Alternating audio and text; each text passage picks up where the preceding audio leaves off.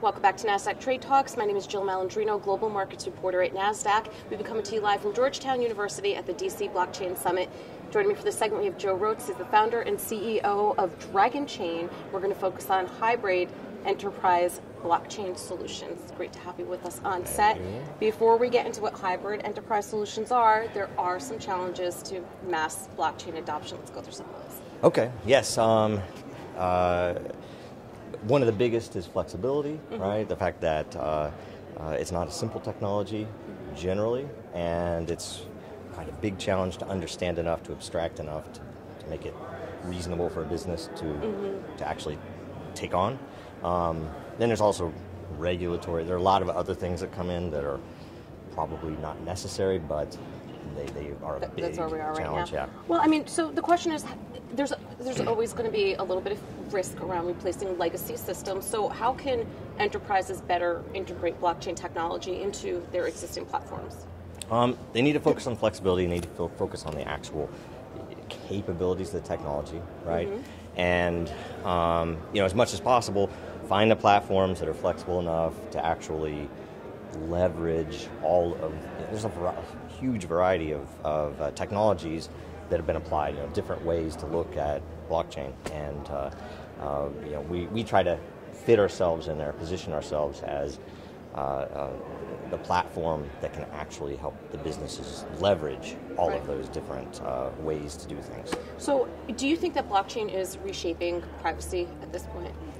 I do, and we. Does the rest of the industry? It's interesting. Well, it's seen, I think, generally in the industry as a challenge because if you put something on a blockchain, how in the world do you possibly do GDPR, right? And we're flipping that and basically creating what we call privacy products. So even if you don't care about blockchain, it's like I don't care about blockchain, but I have to do GDPR. My lawyers are telling me, and it's a huge risk if I don't.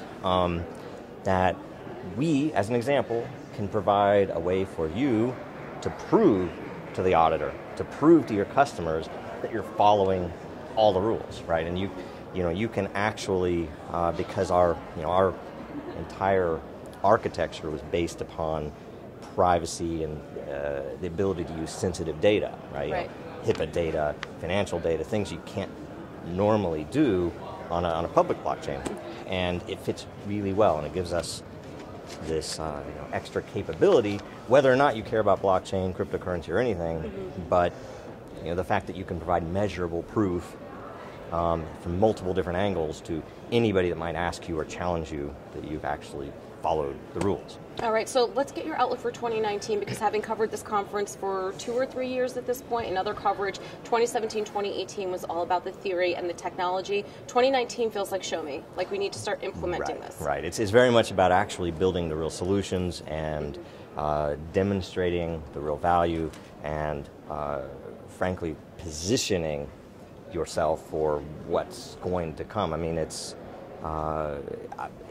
inevitable that the technology will get the traction, but there are still multiple issues that we're focused entirely on solving. So it's very because very and I agree with you there too. It certainly is an inevitable technology, kind of like GDPR and MiFID II. You have to follow these, or else you're just not going to interact globally, right? And you can't be in business today without thinking globally, but.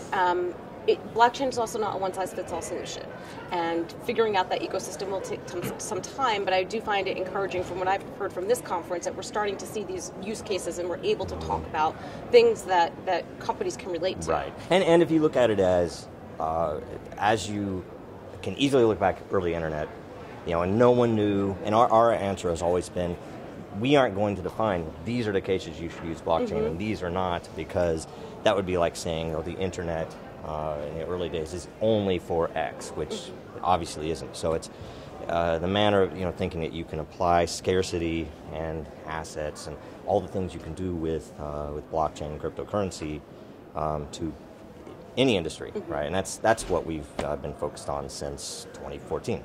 All right, you guys are a dinosaur in the industry then. Yes. Joe, thank you so much for joining us at the summit, and thank you for joining me throughout the day. I'm Jill Malandrino, Global Markets Reporter at Nasdaq.